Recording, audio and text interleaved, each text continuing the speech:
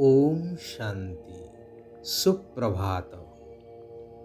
ଅମୂଲ୍ୟ ଆତ୍ମିକ ସନ୍ତାନ ଯେଉଁମାନେ କି ଏଇ ପୁରୁଣା ପତିତ ବ୍ୟକ୍ତ ଶରୀର ଏବଂ ବ୍ୟକ୍ତ ଦୁନିଆଠାରୁ ଊର୍ଦ୍ଧ୍ୱକୁ ଯିବାର ପୁରୁଷାର୍ଥ କରୁଛନ୍ତି, ସେମାନଙ୍କୁ ଅନ୍ତରର ସହିତ ଈଶ୍ୱରୀୟ ଶୁଭ ଅଭିନନ୍ଦନ, ଶୁଭେଚ୍ଛା, ସୁସ୍ୱାଗତ।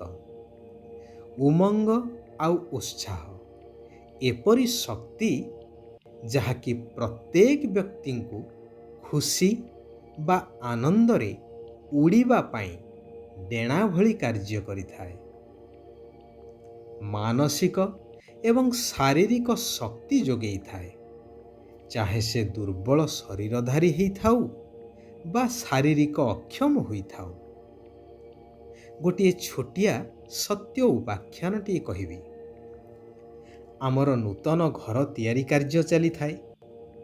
ଶିଶୁପାଳଗଡ଼ ପଥୁରିଆ ମାଟି ନିଅଁ ଖୋଳା ହେବା ବେଳେ ସେଥିରୁ ବଡ଼ ବଡ଼ ପଥରମାନ ବାହାରୁଥାଏ। ସେଗୁଡ଼ିକୁ କାର୍ଯ୍ୟ ଚାଲୁଥିବା ପରିସର ବାହାରକୁ ଆଣିବା ପାଇଁ କେହି ଆଗ୍ରହ ପ୍ରକାଶ କରୁନଥାନ୍ତି କାମେକାମାନେ। ପରନ୍ତୁ ଏତେ ବଡ଼ ବଡ଼ ପଥର ନୁହେଁ ଯେ ଯାହାକୁ ଅଣାଯାଇପାରିବ ନାହିଁ, ମିଳିମିଶି ସହଜରେ ବି କଢ଼ାଯାଇପାରିବ। କିନ୍ତୁ ଆଗ୍ରହର ଅଭାବରୁ ସମସ୍ତେ ପଛଘୁଞ୍ଚା ଦେଉଥାନ୍ତି।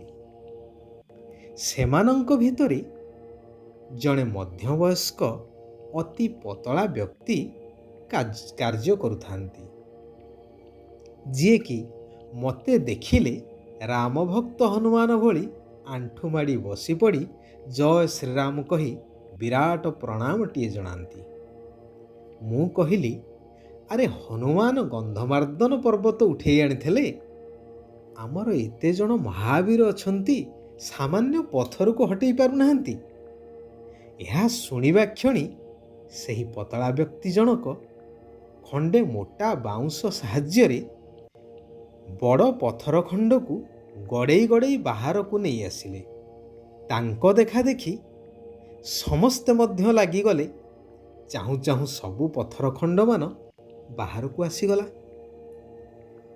କହିବାର ତାତ୍ପର୍ଯ୍ୟ ଯେ ତାଙ୍କଠାରୁ ବଳଶାଳୀ ବ୍ୟକ୍ତି ଯାହା କରିପାରୁନଥିଲେ, କେବଳ ଉମଙ୍ଗ ଆଉ ଉତ୍ସାହ ଭରି ଦେବାରୁ ତାଙ୍କ ଶରୀରରେ କାହୁଁ ଯେପରି ଅମାପ ଶକ୍ତି ମାଡ଼ି ଆସିଲା। କାରଣ ମାନସିକ ସ୍ତରରେ ସେ ନିଜକୁ ଶକ୍ତିଶାଳୀ ଅନୁଭବ କରିନେଲେ ମହାବୀର ହନୁମାନଙ୍କ ଭଳି। ତେଣୁ ବଡ଼ରୁ ବଡ଼ କାର୍ଯ୍ୟ ମଧ୍ୟ ତାଙ୍କୁ ନଗଣ୍ୟ ଭଳି ମନେହେଲା। ବର୍ତ୍ତମାନ ସମାଜରେ ସେହି ଆତ୍ମିକ ଶକ୍ତି ହୀନ ହୋଇଯାଇଥିବା କାରଣରୁ ସମସ୍ତେ ସ୍ଥାଣୁ ହୋଇଯାଇଛନ୍ତି, ଅର୍ଥାତ୍ ପାଞ୍ଚ ବିକାର ରୂପୀ ରାବଣର ଗୋଲାମ ହୋଇଯାଇଛନ୍ତି। ତେଣୁ ଭଗବାନ ଆସି ସମସ୍ତଙ୍କୁ ଉମଙ୍ଗ ଆଉ ଉତ୍ସାହ ରୂପକ ଡେଣା ଲଗେଇ ପୁନଶ୍ଚ ସମ୍ପୂର୍ଣ୍ଣ ମୁକ୍ତ ବିହଙ୍ଗ ରୂପରେ ଉଡ଼େଇବାର କାର୍ଯ୍ୟ କରୁଛନ୍ତି। ଏଇ ବ୍ୟକ୍ତ ଦୁନିଆ ଏବଂ ବ୍ୟକ୍ତ ଶରୀରର ଆଧାର ନେଇ ଯେଉଁ ଆତ୍ମିକ ସନ୍ତାନମାନେ ପରମାତ୍ମ ମିଳନ ମନେଇବା ପାଇଁ ଆସିଛନ୍ତି, ସେମାନଙ୍କର ସ୍ନେହ ସମ୍ପନ୍ନ ମିଳନର ଭାବନା ଏବଂ ସମ୍ପୂର୍ଣ୍ଣ ହେବାର ଶ୍ରେଷ୍ଠ କାମନାର ଶୁଭ ଉମଙ୍ଗ ଉତ୍ସାହର ତରଙ୍ଗକୁ ବାପ ଦାଦା ଦେଖୁଛନ୍ତି। ଏଠାରେ କହି ରଖେ, ବାପ ଦାଦା ଅର୍ଥାତ୍ ନିରାକାର ଶିବ ବାବା, ବ୍ରହ୍ମା ବାବା ବା ଦାଦା ତାଙ୍କ ସହିତ ମିଶି ଆତ୍ମିକ ସନ୍ତାନମାନଙ୍କ ସହିତ ମିଳନ ମନାଉଛନ୍ତି। ଏଇ ଆରାବଳୀ ପର୍ବତ ଶ୍ରେଣୀରେ ଯାହାର ନାମ ରଖିଛନ୍ତି ମଧୁବନ। ଅନେକ ବାର ଆସିଥିବା ଏବଂ ପ୍ରଥମ ଥର ମିଳନ ମନାଉଥିବା ସନ୍ତାନମାନଙ୍କର ମଧ୍ୟରେ ଉମଙ୍ଗ ଉତ୍ସାହ ଭରି ରହିଛି। ତେବେ ବାବା କହୁଛନ୍ତି ଜ୍ଞାନ ଯୋଗ ରୂପକ ଡେଣା ତ ସମସ୍ତଙ୍କ ପାଖରେ ଅଛି, କିନ୍ତୁ ପ୍ରତ୍ୟକ୍ଷ ସ୍ୱରୂପରେ ପ୍ରତ୍ୟେକ କାର୍ଯ୍ୟରେ କିପରି ବି କାର୍ଯ୍ୟ ହେଇପାରେ। ଚାହେ ବାସନ ମାଜିବାର ହେଇଥାଉ, ଝାଡ଼ୁ ସଫା କରିବାର କାର୍ଯ୍ୟ ହେଇଥାଉ ବା ସାଧାରଣ କର୍ମ ହଉ, କିନ୍ତୁ ସେଥିରେ ମଧ୍ୟ ଉମଙ୍ଗ ଉତ୍ସାହ ସ୍ୱାଭାବିକ ଏବଂ ନିରନ୍ତର ହେବା ଉଚିତ। ତେବେ ଉମଙ୍ଗ ଉତ୍ସାହ ଦ୍ୱାରା ଦେହଧାରୀଙ୍କ ସ୍ନେହରେ ବାନ୍ଧି ହେବା ଅନୁଚିତ, କାରଣ ଏହା ଲକ୍ଷ୍ୟସ୍ଥଳରେ ପହଞ୍ଚେଇବା ପରିବର୍ତ୍ତେ ଆହୁରି ଲକ୍ଷ୍ୟ ଭ୍ରଷ୍ଟ ହିଁ କରେଇବ।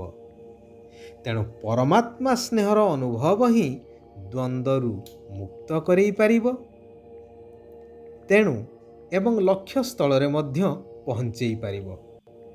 କହିବା ବାହୁଲ୍ୟ, ଯିଏ ପରମାତ୍ମ ସ୍ନେହୀ ସେମାନେ ସ୍ୱତଃ ଭାବରେ ସମସ୍ତଙ୍କର ସ୍ନେହୀ ହେଇଥାନ୍ତି ଏବଂ ପ୍ରତ୍ୟେକ କାର୍ଯ୍ୟ କେତେ ବି କଠିନରୁ କଠିନ ହେଇଥାଉ ତାଙ୍କୁ ଖେଳ ଭଳି ଅନୁଭବ ହେବ। ସେଥିପାଇଁ ଉମଙ୍ଗ ଉତ୍ସାହକୁ କାଏମ ରଖିବାକୁ ହେଲେ ଭଗବାନ ପ୍ରତ୍ୟହ ଯେଉଁ ମୁରଲି ଶୁଣଉଛନ୍ତି ବା ଶ୍ରୀମତ ଦେଉଛନ୍ତି ତାହାକୁ ନୋଟ୍ କରିବା ସହିତ ଅଭ୍ୟାସ କରିବା ଦରକାର। ବିନ୍ଦୁ ସ୍ଥିତିରେ ରହି ବିନ୍ଦୁ ପିତାଙ୍କୁ ମନେ ପକେଇ ବିତି ଯାଇଥିବା କଥାକୁ ବିନ୍ଦୁ ଲଗାଇ ଆତ୍ମିକ ବାର୍ତ୍ତାଳାପ କରିଚାଲ। ଜ୍ଞାନର ପଏଣ୍ଟ ଗୁଡ଼ିକୁ ମନନ ଚିନ୍ତନ କରିଚାଲ, ଯାହାକୁ କୁହାଯାଏ ସାଗର ମନ୍ଥନ। ତେବେ ସର୍ବଦା ମୁକ୍ତ ବିହଙ୍ଗ ସଦୃଶ ଉମଙ୍ଗ ଉତ୍ସାହରେ ଉଡ଼ି ଚାଲିବ।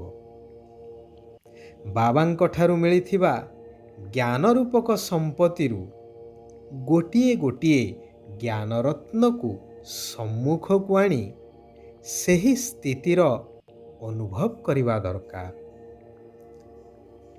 ଯେତେବେଳେ ଯେଉଁ ସ୍ଥିତି ଭଲ ଲାଗୁଛି, ଅର୍ଥାତ୍ କେତେବେଳେ ଆତ୍ମିକ ସ୍ଥିତିର, କେତେବେଳେ ଫରିସ୍ତା ସ୍ୱରୂପର ଅଭ୍ୟାସ କରିବା ସହିତ ଆତ୍ମିକ ବାର୍ତ୍ତାଳାପ ମଧ୍ୟ କରିଚାଲିବା ଦରକାର। ଯେଉଁ ସମୟରେ ଯେଉଁ ସ୍ଥିତି ଭଲ ଲାଗୁଛି ସେହି ରୀତିରେ ମନେ ପକେଇଲେ ଉମଙ୍ଗ ଉତ୍ସାହ ସର୍ବଦା କାଏମ ରହିବା ସହିତ ବାବାଙ୍କ ଠାରୁ ସର୍ବସମ୍ପତ୍ତିର ଅଧିକାର ମଧ୍ୟ ପ୍ରାପ୍ତ ହୋଇପାରିବ। ଶିବ ବାବା କହୁଛନ୍ତି, ଏଇ ସଙ୍ଗମ ଯୁଗୀ ବ୍ରହ୍ମାମୁଖ ବଂଶାବଳୀ ବ୍ରାହ୍ମଣ ଜୀବନରେ ଅଲୌକିକ ମୌଜର ଅନୁଭବ କରୁଥିବା କର୍ମର ଗୁହ୍ୟ ଗତିର ଜ୍ଞାତା ହୁଅ। କିନ୍ତୁ ମୌଜରେ ରହିବାର ଅର୍ଥ ଏହା ନୁହେଁ କି ଯାହା ଇଚ୍ଛା ତାହା କରିବା କି ନିଜ ମସ୍ତିରେ ରହିବା। ଏହା ହେଉଛି ଅଳ୍ପ କାଳର ମନ ମୌଜି।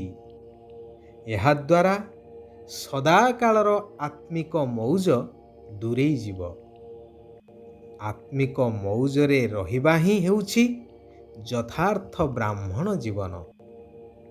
ତେଣୁ ମୌଜ କରିବା ସହିତ କର୍ମର ଗୁହ୍ୟ ଗତିର ଜ୍ଞାତା ମଧ୍ୟ ହୁଅ। ଅହମ୍ ଅର୍ଥାତ୍ ଅହଙ୍କାର, ବହମ୍ ଅର୍ଥାତ୍ ଅନୁମାନ କରିବା। ଏଇ ଅହମ୍ ଏବଂ ବହମ୍ କରିବା ପରିବର୍ତ୍ତେ ସମସ୍ତଙ୍କ ଉପରେ ରହମ୍ କର, ଅର୍ଥାତ୍ ଦୟାଭାବ ରଖ। ଆଚ୍ଛା, ଆଜି ପାଇଁ ଏତିକି। ପୁଣି ଆସନ୍ତାକାଲି ଆମେମାନେ ଏକତ୍ରିତ ହେବା ସେହି କଲ୍ୟାଣକାରୀ ପରମ ପ୍ରିୟ ପରମାତ୍ମାଙ୍କର ଆଉ କିଛି ଅମୂଲ୍ୟ ମହାବାକ୍ୟକୁ ଆଲୋଚନା କରିବା, ଜୀବନରେ ଧାରଣ କରିବା, ନିଜର ଉନ୍ନତି ସହିତ ସାରା ବିଶ୍ୱକୁ ପରିବର୍ତ୍ତନ କରିବାର କାର୍ଯ୍ୟରେ ନିଜକୁ ସହଯୋଗୀ କରିବା। ସାରା ବିଶ୍ୱର ଆତ୍ମାମାନଙ୍କର କଲ୍ୟାଣ ହେଉ। ସମସ୍ତେ ସୁଖ ଆଉ ଶାନ୍ତିର ଅନୁଭବ କରନ୍ତୁ। ଓମ୍ ଶାନ୍ତି। ଓମ୍ ଶାନ୍ତି। ଓମ୍ ଶାନ୍ତି।